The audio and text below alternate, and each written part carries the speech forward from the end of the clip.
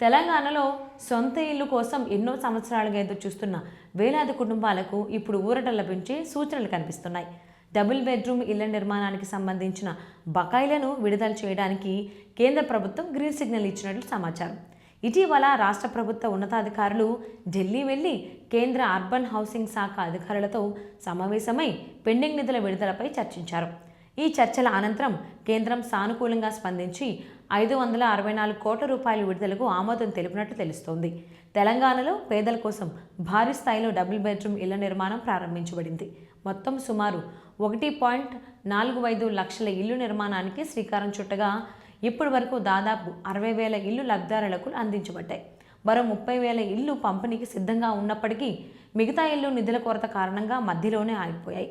నిర్మాణ వ్యయాలు పెరగడం, కేంద్రం వాటా ఆలస్యం కావడం వంటి కారణాల వల్ల పనులు నెమ్మదించాయి.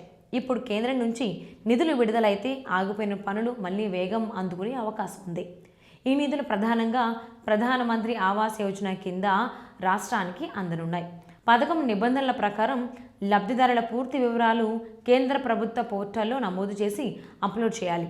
గతంలో రాష్ట్రంలో ఇళ్ల నిర్మాణం పూర్తయ్యాకే లబ్ధిదారులను గుర్తించి వివరాలు పంపే విధానం ఉండటంతో కేంద్ర నిబంధనలకు అనుగుణంగా డేటా అందకపోవడం వల్ల నిధుల విడుదల ఆలస్యమైంది.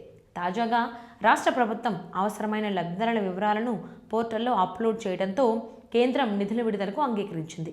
ఇప్పుడు విడుదల కాబోయే నిధులను రాష్ట్ర ప్రభుత్వం అసంపూర్తిగా ఉన్న ఇళ్ల నిర్మాణం పూర్తి చేయడానికి వినియోగించనుంది. ముఖ్యంగా సొంత ఇల్లు, స్థలం లేని పేద కుటుంబాలకు ప్రాధాన్యత ఇచ్చి ఇళ్లను కేటాయించే ప్రక్రియ వేగవంతం చేయాలని ప్రభుత్వం భావిస్తోంది. ఇప్పటికే నిర్మాణం పూర్తయి పంపిణీకి సిద్ధంగా ఉన్న ఇళ్లను త్వరలో లబ్ధిదారులకు అందించేందుకు ఏర్పాట్లు జరుగుతున్నాయి. ఇక మరోవైపు ఇందిరమ్మ ఇళ్ల పథకానికి కూడా కేంద్రం తన వాటా నిధులను అందిస్తోంది. దీంతో రాష్ట్రంలో పేదల గృహ నిర్మాణ కార్యక్రమాలు మరింత చురుకుగా సాగనున్నాయి. నిధుల విడుదలతో పాటు నిర్మాణ పనులు వేగవంతం అయితే వేలాది కుటుంబాల సొంత ఇల్లు కల త్వరలోనే నెరవేరే అవకాశం ఉందని అధికారులు ఆశాభావం వ్యక్తం చేస్తున్నారు.